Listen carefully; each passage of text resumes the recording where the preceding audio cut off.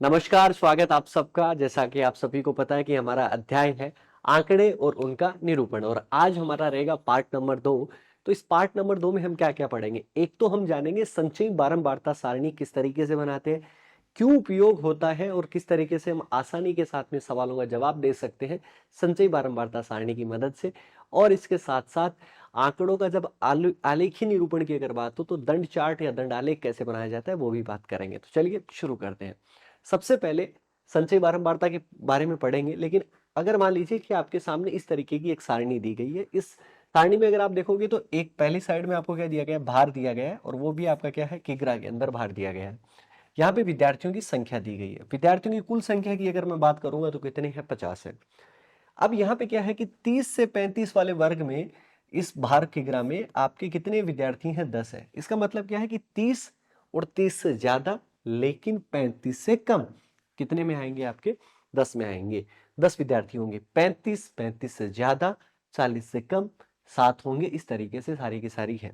अब मान लीजिए कि आपको एक प्रश्न पूछा, जैसे कि आगे की तरफ मैं चलूं, कि यहां पर पूछा गया कि कितने विद्यार्थियों का भार 35 किग्रा से कम है। 35 किग्रा से कम अगर आपका है तो 35 किग्रा से कम आपका यही वाला तो आएगा। तो 35 किग्रा से कम अगर आप देखोगे तो कितने विद्यार्थी हैं, 10 है। तो आपने सीधा सा आंसर कर दिया कि सर 10 आपका आंसर आएगा। चलिए, ये तो बात ठीक है।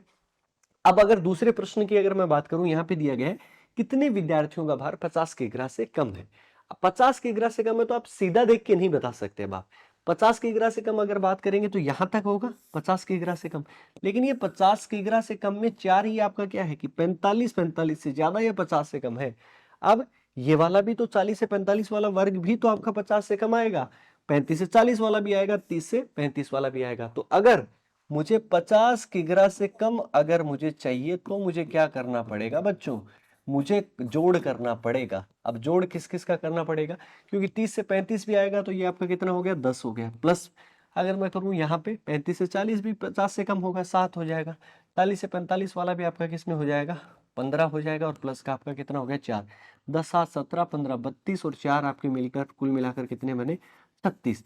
तो इस वाले प्रश्न का उत्तर आपका कितना आएगा कि 36 विद्यार्थी ऐसे हैं जिनका भार 50 किग्रा से कम है। मतलब मुझे क्या करना पड़ा, यहाँ पे ऐड करना पड़ा, जोड़ना पड़ा, मुझे समय लगा। मतलब प्रस्तुतिकरण ये ठीक है, लेकिन अगर इससे संबंधित कोई प्रश्न आ जाए तो फिर प्रस्तुतिकरण में ही गड़बड़ हो गई ना। तो हमारा प्रस्तुतिकरण आंकड़ों का इस तरीके का हो कि देखते ही सारे आंसर आ जाए। अब मान लो कि ये तो आपका इतना था। अब मैं आपको कहूं कि आप मुझे ये बताओ कि 65 किग्रा से कम विद्यार्थियों का वजन, जो 65 किग्रा से कम विद्यार्थी हैं वो कितने हैं ऐसे। तो अब आपको यहां तक के सारे आपको क्या करने पड़ेंगे, टोटल करने पड़ेंगे। तो फिर आप क्या करोगे, 10 7 15 4 2 3 इस तरीके से। और अगर आप इस चीज से बचना चाहते हैं तो इसके लिए हमें क्या बनानी होती है, संचयी बारंबारता सारणी बनानी होती है। किस तरीके से बनाते हैं, संचयी बारंबारता सारणी बनाने के लिए हमें एक अलग से बॉक्स यहां पर लगा लेना होता है, और वो आपका क्या हो गया, संचयी बारंबारता। अब हमें क्या करना होगा कि पहले वाला ग्रुप ये 0 से 35 लिखिए या 30 से 35 लिखिए, क्योंकि 35 किग्रा से भार कम हो गया तो वो आपका क्या है कि एक किसी का मान लीजिए कि 10 किलो वजन है, वो भी 35 से कम होगा, 25 भी, 30 भी, 32 भी, इस तरीके से। लेकिन ये 35 तक का है, 35 से नीचे आएगा। तो पहले वाले में अगर आप संचयी बारंबारता सारणी के पहले में देखोगे तो आपका कितना है, 10 है। और फिर हम क्या करेंगे, जो बारंबारता होगी हम उनको लगातार जोड़ते जाएंगे, उससे ऊपर आने वाली में 10, और फिर हम 7 जोड़ेंगे तो कितना बना, 17 बना। फिर 17 में 15 जोड़ देंगे तो कितना बनाएगा, 32। 32 में 4 जोड़ेंगे तो कितना बनेगा, 36। 36 में 2 जोड़ा, 38। 38 में 3 जोड़ा, 41। 41 और 4 45। 45 और 3 48। 48 और 2 आपके कितने हो गए, 50। जो आपका संचयी बारंबारता का अंतिम मान आएगा वो यहाँ पर बारंबारता के कुल मान के बराबर होगा। अगर नहीं हो रहा है तो आपने कैलकुलेशन में कोई ना कोई मिस्टेक करी है या कुछ गलती की है, तभी आपका ऐसा हो सकता है, अदरवाइज नहीं होगा। यहाँ पर ये वाला मान और ये वाला मान आपका क्या होना चाहिए, हमेशा बराबर होना चाहिए। तो संचयी बारंबारता सारणी की मदद से अगर हम किसी आंकड़ों का प्रस्तुतिकरण अगर करें बच्चों, तो हमारा और आसानी के साथ में हमारा आकर्षक लगेगा प्रस्तुतिकरण, और साथ ही साथ हम कई सारे प्रश्नों का जवाब बहुत जल्दी दे पाएंगे। तो चलिए बढ़ते हैं आगे वाले उदाहरण की तरफ। वहां पर क्या दिया गया है, यहाँ पर निम्न सारणी किसी मोहल्ले के कर्मचारियों की आय के समूह के बंटन को दर्शाती है। तो यहां पर यह दिया गया है किसी मोहल्ले के कर्मचारियों की आय, और किस तरीके से, ये वाला साप्ताहिक आय की अगर मैं बात करूं, यहाँ पे साप्ताहिक आय रुपए में दी गई है कि 1000 रुपए से कम कमाने वाले कर्मचारियों की संख्या 12 है, 1000 से 2000 के बीच में आपके 35, 2 से 3 में 75, 3 से 4 में आपका इस तरीके से, और कुल कर्मचारियों की संख्या की अगर मैं बात करूं तो आपका कितना है, 1000 है। और ये सारणी तो आपने देख ली, लेकिन इसमें पूछा क्या गया है, पूछा यहां पर ऐसा गया है कि उपरोक्त के लिए एक संचयी बारंबारता सारणी बनाइए और निम्न प्रश्नों के उत्तर दीजिए। अब पहले संचयी बारंबारता सारणी बनानी है, तभी तो हम इन प्रश्नों के उत्तर जल्दी दे पाएंगे, क्योंकि 2000 से कम पूछा है हमें कि 2000 से कम कर्मचारी कितने हैं, पर 5000 साप्ताहिक आय कमाने वाले कर्मचारियों की संख्या इससे कम कितने हैं, और 8000 से कम कमाने वालों की कर्मचारियों की संख्या कितनी है। तो चलिए फिर संचय बारंबारता सारणी हम बना लेते हैं। किस तरीके से, ये आपका साप्ताहिक आय हो गया, ये कर्मचारियों की संख्या यानी कि बारंबारता हो गई है। अब हमें संचय बारंबारता बनानी है। यहाँ पे सबसे पहले वाले संचय बारंबारता और बारंबारता बराबर होते हैं, 12 और 12। अब हम क्या करेंगे कि यहाँ पर इस वाले में आना है, 2000 वाले में, तो 2000 से कम में आपका 1000 भी आएगा, तो इसका मतलब 12 और 35 आपके जुड़ जाएंगे, और 12 और 35 अगर जुड़ जाते हैं बच्चों तो कितने बनेंगे आपके, 47 बनेंगे। अब जोड़ आपका बहुत सही होना चाहिए, इस बात का जरूर ध्यान रखें। चलिए अब 47 में 75 हम जोड़ेंगे, तो 7 और 5 12, 7 और 4 11 और 1 12, कितना हो गया, 122 हो गया। अब 122 में 225 हमें जोड़ना पड़ेगा, तो 5 और 2 7, ये 4 हो गए और ये 3 हो गए, तो कितना बना, 347। अब 347 में 295 जोड़ना पड़ेगा, तो 7 और 5 के होंगे 12, 4 9 13 और 1 कितने हो जाएंगे, 14 हो जाएंगे, 3 2 5 और 1 कितने हो जाएंगे, 6, 642 हो गए। यहाँ पे 642 में 163 जोड़ेंगे, 2 और 3 5, 6 और 4 10, 7 क्या अपना था कि 163 जोड़ना था, 6 1 7, 7 और 1 आपका कितना हो गया, 8। 805 में हम जोड़ेंगे 140, तो यहाँ पे 5 हो गया, यहाँ पे 4 हो गया, और ये आपका 945, 945 में से 55 जोड़ोगे तो आपका कितना हो गया, 1000। मैंने आपको क्या बताया था कि जब कभी भी अगर आप जोड़ते हैं वैल्यू, तो ये वाला 1000 और ये वाला 1000 अगर आप देखेंगे तो बराबर आ रहा है, इसका मतलब हमारी कैलकुलेशन में कोई भी मिस्टेक किसी भी तरीके की नहीं है। अब हम प्रश्नों के उत्तर देते हैं, चलते हैं प्रश्न की तरफ। क्या था कि यहाँ पर प्रश्न हमें जो पूछा गया था कि 2000 से कम कर्मचारियों की संख्या कितनी है। अब 2000 वाले में इसमें आ जाओ, इसमें अगर आप संचय बारंबारता यहाँ पर जाओगे तो कितना हो जाएगा, 47। तो आप सीधा उठा के रख दो कि 47 कैसे कर्मचारी हैं जिनकी आय साप्ताहिक रूप से अगर आप देखें तो रुपयों में 2000 से कम है, 47 आपके कर्मचारी हैं। इसके बाद में अगर मैं बात करूं कि 5000 से कम कमाने वाले, साप्ताहिक जो कम कमाने वाले होते हैं, वो आपके कर्मचारियों की संख्या यहाँ पर कितनी है, 5000 से अगर आप जाओगे तो यहाँ पर 5000 वाले के सामने वाले संगत वर्ग में आपका कितना लिखा हुआ है, 642। तो इसका उत्तर कितना हो जाएगा, 642 हो जाएगा। लास्ट में पूछा आपने को 8000 से कम कमाने वाले कर्मचारियों की संख्या, तो 8000 से कम कमाने वाले सबसे अंत में है, और अंत में आपके कितना दिया गया, 1000, क्योंकि सारे के सारे लोग जो है वो 8000 से कम ही कमा रहे हैं, और कुल कर्मचारियों की संख्या आपको पता ही है कितनी है, 1000। तो ये हमारा उत्तर हो गया 1000। तो देखो, संचयी बारंबारता सारणी का प्रयोग अच्छे से करना आना चाहिए। एक बढ़िया प्रस्तुतिकरण है संचयी बारंबारता अगर हम सारणी बनाते हैं तो। ये हमने प्रश्न कर लिया, बढ़ते हैं आगे की तरफ। और अब हम चलते हैं किसी भी आंकड़ों के आलेखीय निरूपण में। अब आलेखीय निरूपण का मतलब क्या है कि हमें ग्राफ की जरूरत पड़ेगी। अगर मैं प्रस्तुतिकरण करना चाहता हूं, अभी तक हम क्या कर रहे थे, आंकड़ों को प्रदर्शित कर रहे थे संचय बारंबारता सारणी के माध्यम से। अगर मैं उन्हीं आंकड़ों को अगर आलेख के माध्यम से अगर प्रदर्शित करता हूं तो मेरा और आकर्षक और समझने में बहुत सुविधाजनक रहेगा। तो चलिए करते हैं। अब यहां पर क्या दिया गया है, रक्त समूह, मान लीजिए कि यहां पर 35 विद्यार्थी हैं कुल, देखिए यहां पर आपको दिया गया है। और रक्त समूह की बात करें तो ए रक्त समूह है 13 विद्यार्थियों का है, बी रक्त समूह है 9 विद्यार्थियों का, ए बी आपका 6 का है, और ओ कितने का है, 7 का। 13 9 22, 22 और 6 28 और 7 कितने हो गए, 35। कुल विद्यार्थी 35 है। अब अगर मैं इसका क्या करना चाहता हूं, दंड आलेख अगर मैं बनाना चाहूं तो दंड चार्ट या दंड आलेख जो होता है वो कुछ इस तरीके से नजर आता है। इसमें क्या होता है कि आपको एक ग्राफ लेना है, ठीक है। ग्राफ के ऊपर 2-3 चीजों का बहुत अच्छे से ध्यान में रखना है। एक तो आपका क्या होता है, एक्स एक्सिस होता है, यानी कि एक्स अक्ष, यानी कि क्षैतिज अक्ष जिसको आप बोल सकते हो। क्षैतिज अक्ष का मतलब आप समझ गए, क्षैतिज अक्ष का मतलब है बच्चों कि बाएं से दाएं की तरफ, ठीक है। किसमें, बाएं से दाएं की तरफ आपका हो गया। और एक होगा आपका वाई एक्सिस, यानी कि जिसको आप क्या कह सकते हो, ऊर्ध्वाधर एक्स, यानी कि ऊपर से नीचे वाला एक्स, ठीक है जी। ऐसे दो हमें लाइंस खींचनी पड़ेंगी स्केल के माध्यम से, ठीक है।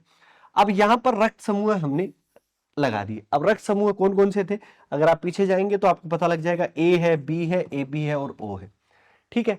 और यहां पर हमने वाई एक्सिस के ऊपर क्या लिख दी, विद्यार्थियों की संख्या। कैसे, 1 2 3 4 5 6 7 8 9 10 11 12 13 14। अब हमें यहां पर अगर देखना है तो ए आपका रक्त समूह जो है, और इसमें ये वाला जो आयत है आपको कहां तक नजर आ रहा है, 13 तक। और तो हम ये कह सकते हैं कि ए रक्त समूह में विद्यार्थियों की संख्या कितनी है, 13। आप वहां पर भी आके देखिए, यहाँ पे कितना था, 13। तो मतलब हम ग्राफ अगर दर्शाएंगे तो और आसान होगा। अब मैं ये बता सकता हूं कि ए बी जो ग्रुप है उसकी आपकी यहाँ पे हाइट जो है वो आयत की सबसे कम है, इसका मतलब यहाँ पर विद्यार्थियों की संख्या भी सबसे कम है। अब पहले नंबर पे ये, दूसरे नंबर पे ये, तीसरे नंबर पे ये, चौथे नंबर पे, सबसे अंत में, यानी कि सबसे कम इसके हैं, सबसे ज्यादा आपके किसके हैं, ए के हैं। तो ये इस तरीके की चीजें हम किससे दर्शा सकते हैं, दंड चार्ट या दंड आलेख के माध्यम से दर्शा सकते हैं। लेकिन जरूरी नहीं है कि आपको ऐसा ही दर्शाना पड़ेगा, ये भी आप ध्यान रखें।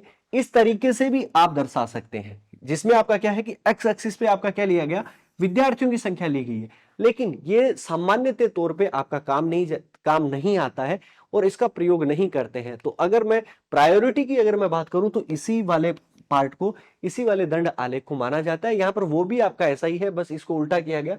यहां पर वाई एक्सिस पे ब्लड ग्रुप लिख दिए, ठीक है। तो आपको आयत बनाने हैं वो आप ऊपर से नीचे की तरफ बनाइए, देखने में और आकर्षक लगते हैं। तो चलिए बढ़ते हैं आगे की तरफ।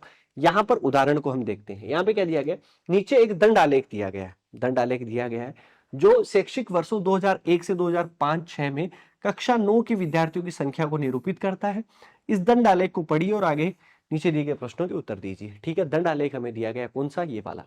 अब यहां पर शैक्षिक वर्ष है 2001 से 2002 3 4 5 6 5 लास्ट तक, और यहां पर आपके विद्यार्थियों की संख्या दी गई है, ठीक है जी। तो सबसे पहला प्रश्न हमें यह पूछा गया कि इस दंड आलेख में क्या सूचना दी गई है। अब आप बताओ, तो हम आप यहां पर लिख सकते हैं, इसके उत्तर में क्या लिख सकते हैं कि इस दंड आलेख में, इस दंड आलेख में कक्षा कौन सी है बताओ, याद है ना, कक्षा है 9, कक्षा 9 में, कक्षा 9 में शैक्षिक वर्ष कौन कौन से हैं, शैक्षिक वर्ष कहां कहां से अपने स्टार्ट हो रहे हैं।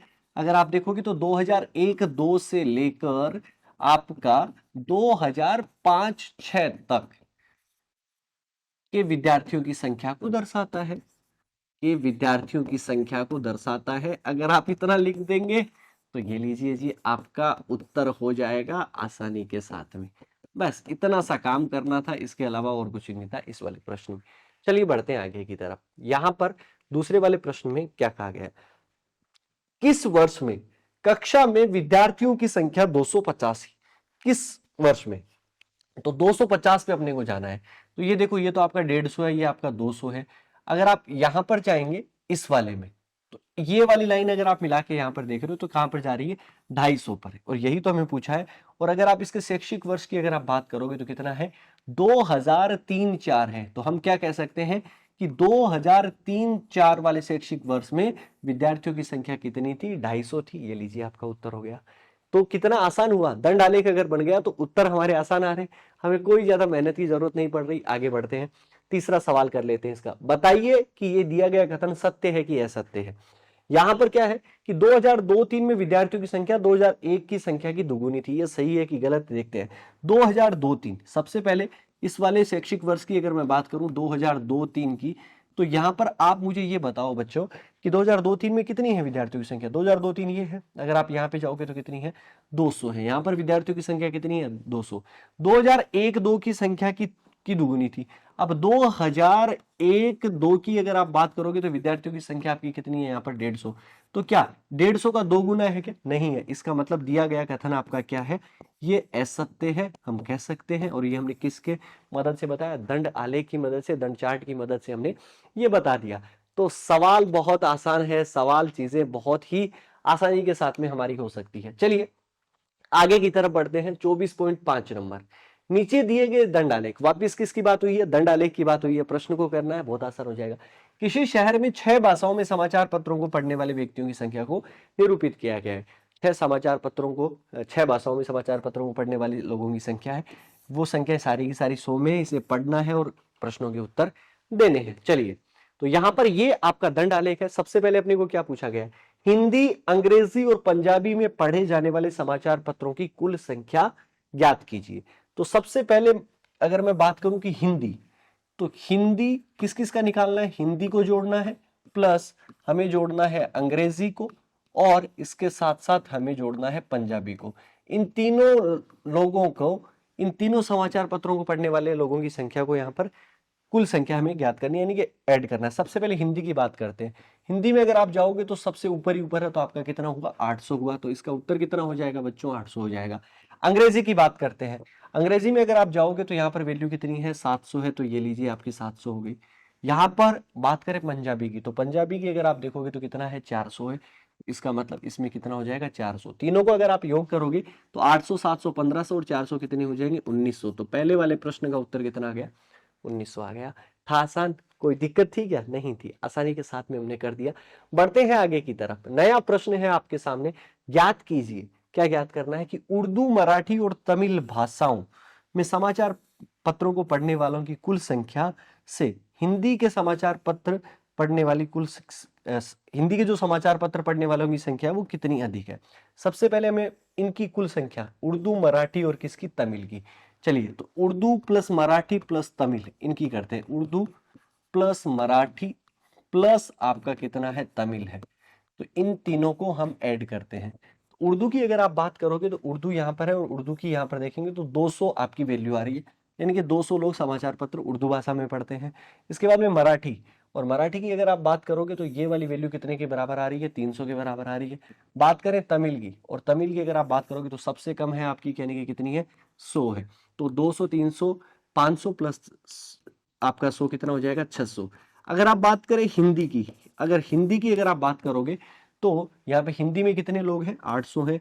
और अब हमें क्या कहा गया कि कितनी अधिक है, यानी कि अंतर की अगर आप बात करोगे तो 800 हिंदी के ज्यादा है और 600 आपके तीनों के मिलाकर है। माइनस 600 कर दोगे तो आपका कितना उत्तर आ जाएगा, 200।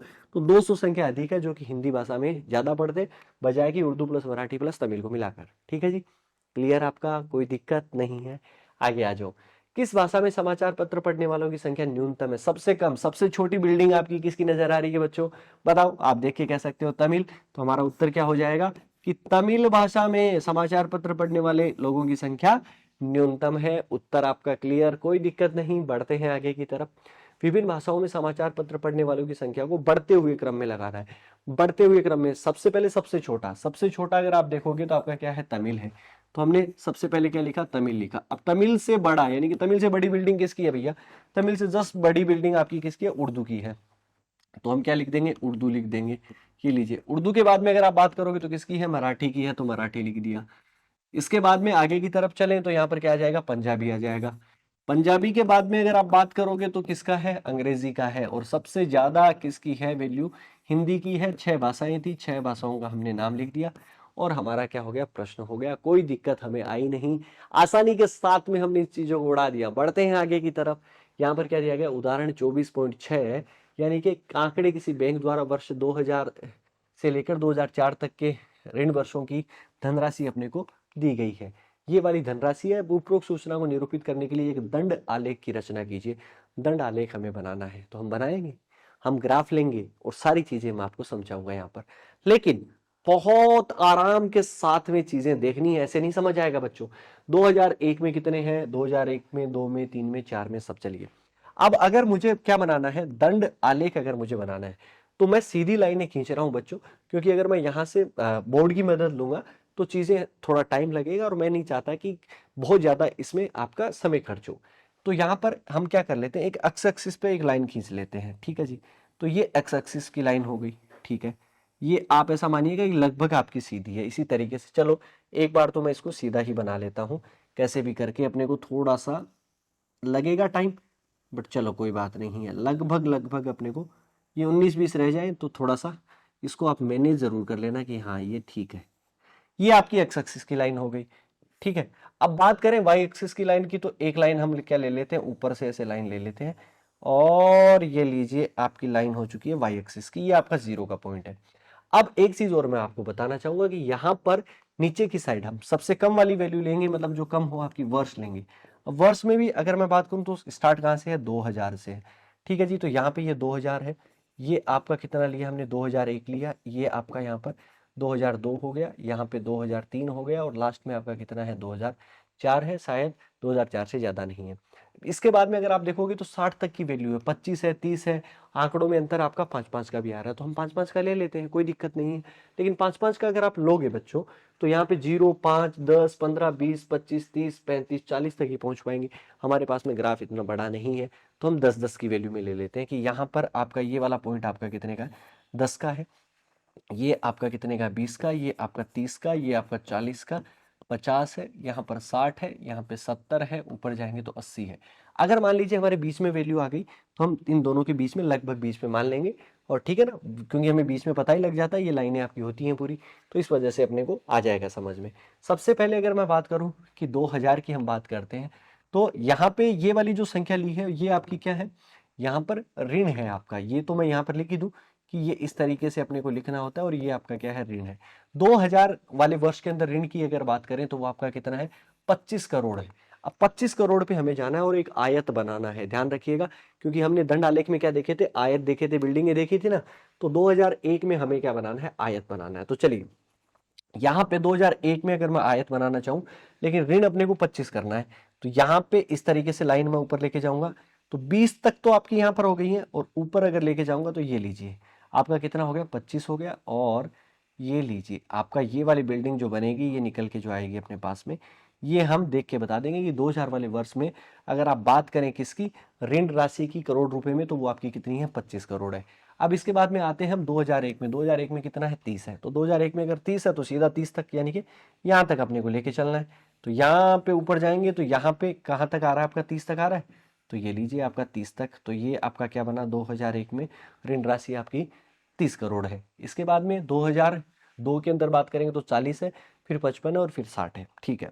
यहाँ पे 40 है 2002 में, तो 40 आपका ऊपर जाएगा, 40 ऊपर जाएगा तो ये लीजिए कहाँ तक लेके जाना है, 40 के बराबर लेके जाना है, और 40 के बराबर लेके जाएंगे तो ये लीजिए आपका कितना हो गया, 2002 में 40 हो गया। यहाँ पे 2003 की अगर आप बात करोगे तो 55 है, और अंत में 60 है, ठीक है। तो 2003 में आपकी 55 लेके जानी है, 50 तक तो अपने पास में सीधा ही है, अब 55 आएगा तो वो 50 और 60 के बीच में आएगा, तो यहाँ पर 40 हुआ, यहाँ पे आपका 50 हुआ, और ये आपका कितना हो जाएगा, 55, और ये लीजिए हम इसको वापस नीचे की तरफ ले आते हैं, और ये अपना बन गया कितना, 2003 में 55। अब बात करते हैं 2004 में 60 है वैल्यू, तो 60 तक लेके जाएंगे ऊपर की तरफ, ऊपर की तरफ ऐसे लाइन खींचते खींचते एकदम स्केल के माध्यम से मिलाना है आपको, ये ध्यान रखना, ठीक है जी। मेरी तरह सीधा नहीं मिला सकते आप, क्योंकि हमें तो केवल और केवल अपने को क्या करना है, इस क्लास में समझाना है। अब आप आराम के साथ में इन आयतों को देख के आप आसानी के साथ में चीजें बता सकते हैं। अगर आप डार्क करना चाहें तो और सुंदर और आकर्षक इनको बना सकते हैं, इस तरीके से भर के, जैसे कि आपकी बुक में आपका दर्शाया गया है, तो इस तरीके से अगर आप दर्शाओगे तो और आकर्षक लग जाएंगे, बस और कुछ भी नहीं है इसके अंदर वैल्यू, आसानी के साथ में चीजें समझ में आने वाली है। चलिए, जैसे कि अगर आप पहले वाले को अगर आप भरोगे ना तो ऐसा अच्छा लग जाएगा, बस और कुछ भी नहीं है। तो हमने ये वाला पार्ट, जो दूसरा पार्ट है, वो बहुत आसानी के साथ में और बहुत बढ़िया तरीके से चीज़ें हमने कर ली है।